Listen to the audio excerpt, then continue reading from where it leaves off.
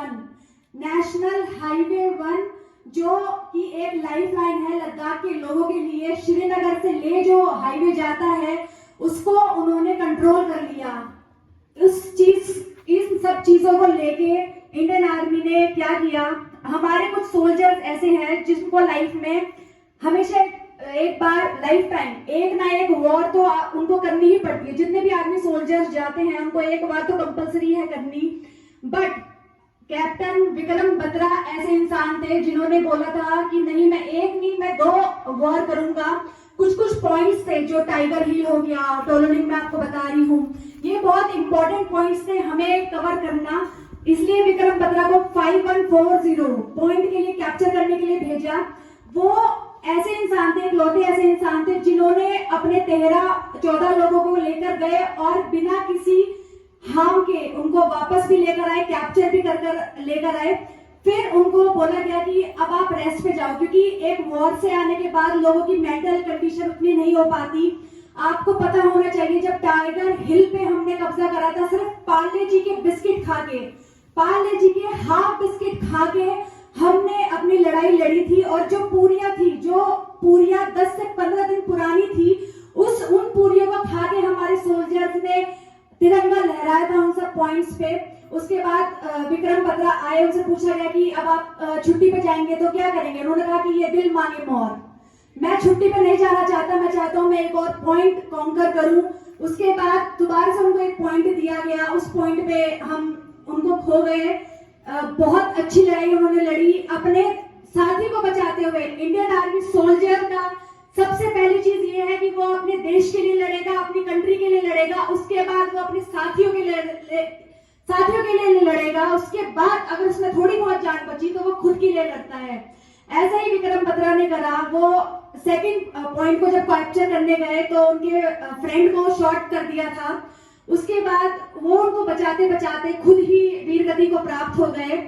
ऐसी एक और कहानी है सौरभ कालिया की। सौरभ कालिया पेट्रोलिंग अगर आप समझते हो तो कुछ सोल्जर्स इंडियन आर्मी और पाकिस्तान आर्मी एलओसी पे भेजती है कि देख कर आओ कि वहां के लोगों की एक्टिविटीज क्या है, एनिमी क्या एक्टिविटी कर रहा है। सौरभ कालिया अपने 5 लोगों के साथ वहां पर एक्टिविटीज देखने गए पाकिस्तान ट्रूप्स की। उसके बाद उनकी फायरिंग वगैरह हुई दोनों आर्मीज में। Saurabh Kalia with 5 his members उनको कैप्चर कर लिया गया। कैप्चर करने के बाद उनकी 45 डेज के बाद बॉडी दी इंडियन गवर्नमेंट को। और वो उस बॉडी में बेटा जो आयरन रॉड होती है उससे उनके कानों को, दोनों कानों को पंचर करा।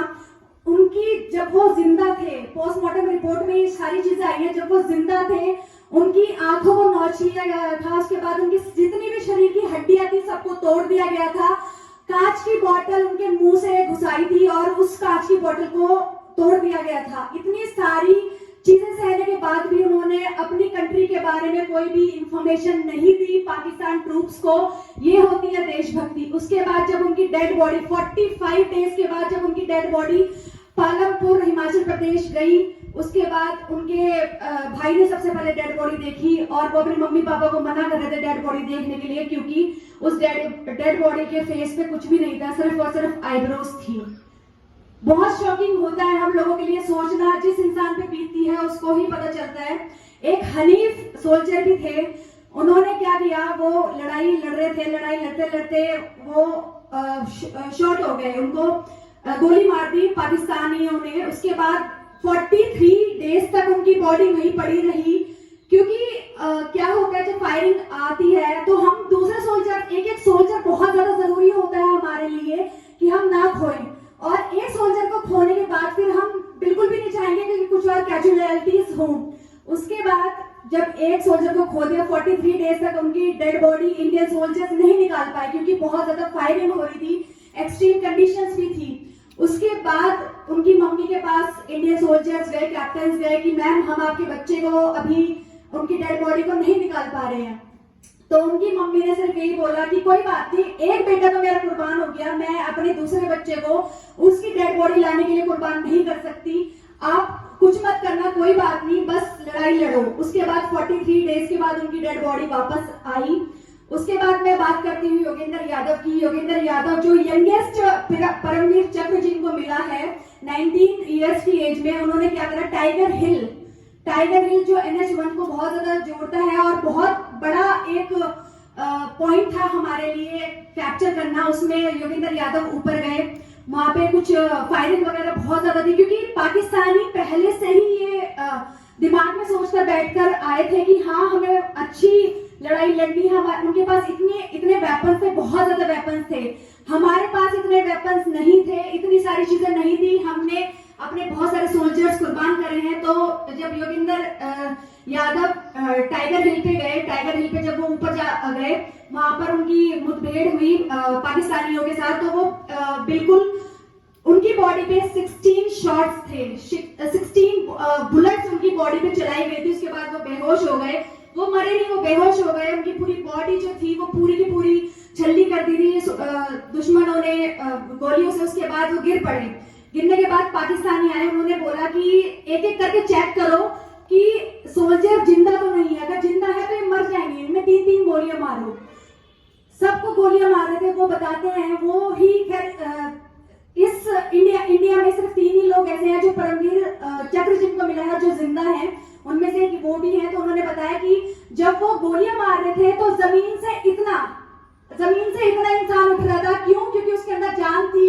और जो इंसास राइफल्स होती है या AK-47 होती है, वो अगर पास से आप शॉट करो तो बॉडी में बहुत ज्यादा मूवमेंट होता है। उनमें वो अधमरी हालत में अपने साथियों को देख रहे थे कि कितना पेन वो सहन कर रहे हैं।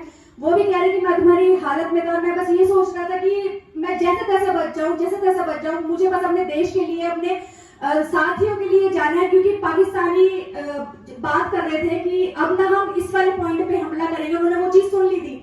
वो बस ये चाहते कि भगवान मुझे इतनी एक एनर्जी दे दो कि मैं बस अपने साथियों को जाके बता पाऊं ये सारी चीजें कि वो कहाँ हमला करना चाहते हैं, कहाँ हमला करेंगे। उसके बाद उनकी एक गोली तो उनकी इस वाले हाथ पे मारी, एक गोली इस वाले हाथ पे मारी और एक गोली मारी चेस्ट पे। जब गोली मारी तो उनके पास उनकी पॉकेट में 5 रुपए का सिक्का था। 5 रुपए का सिक्का था। वो कहते हैं पता नहीं वो सिक्का कैसे वहां पर आ गया। वो गोली जो है वो बिल्कुल मेरी बॉडी को टच भी नहीं हुआ और मुझे ऐसा लगा कि मैं मर गया। वो मर गए। वो कुछ कहते हैं कि मुझे ऐसा लगा मैं मर गया। उसके बाद एकदम से जब वो पाकिस्तानी जाने लगे, एक का पैर मेरे पैर पे टकराया तो मैं होश में आया कि मैं भी मरा नहीं हूँ, मुझे अपने देश के लिए लड़ना है। अगर मुझे भगवान इतना बचा रहा है तो मुझे जरूर कुछ करना है। उसके बाद वो उठ के उन्होंने शॉट करा पाकिस्तानी के 2-3 लोगों को। उन्हें लगा कि ये गोलियां फायरिंग कहां से आ रही है, पाकिस्तानी लोगों को लगा फायरिंग कहां से हो रही है, क्योंकि उन्होंने कहा कि 3-3 बार हमने गोली चलाई, एक इंसान पे तो कोई जिंदा तो नहीं रहेगा। उसके बाद वो रेंगते वो एक पत्थर के पीछे जाते, फिर दूसरे पत्थर के पीछे जाते, ऐसे करते हुए उन्होंने 7-8 जगह से फायरिंग करी, जिसके लिए पाकिस्तानी ट्रूप्स ने सोच लिया कि इंडियन आर्मी वापस आ चुकी है, अब तो हमें भागना पड़ेगा। वो फिर वहां पर बैठे हुए थे, जो पाकिस्तानी ट्रूप्स थे वो वहां पर खड़े थे। वो फिर धीरे धीरे वापस जाने लगे। फिर उसके बाद योगेंद्र यादव ने सोचा कि मेरे पास इतनी एनर्जी नहीं है। तब की मैं बात बता रही हूँ, उनके पास पार्ले-जी बिस्किट था। उन्होंने कहा था कि हाफ पार्ले-जी बिस्किट मैंने खाया था और हाफ पार्ले-जी बिस्किट मैंने छोड़ दिया था, क्योंकि मेरी हिम्मत ही नहीं थी, बिल्कुल हिम्मत नहीं थी मैं उसे खा पाऊं। मुझे बस अपने साथियों का बचाना था। उसके बाद वो टाइगर हिल, बेटा हिल्स जो है लद्दाख में बहुत ज्यादा बड़े हैं, माउंटेन्स जो है बहुत बड़े हैं। तो वो रोल करते करते लेटते हुए वो नीचे तक आया और वो ये सोचता था बस मुझे कोई इंडियन सोल्जर मिल जाए।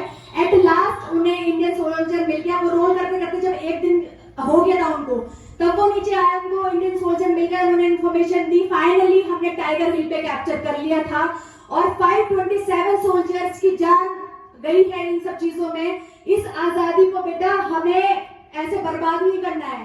आजादी इंसान की 15 अगस्त से 26 जनवरी को नहीं आती, आजादी आपकी रोज आती है।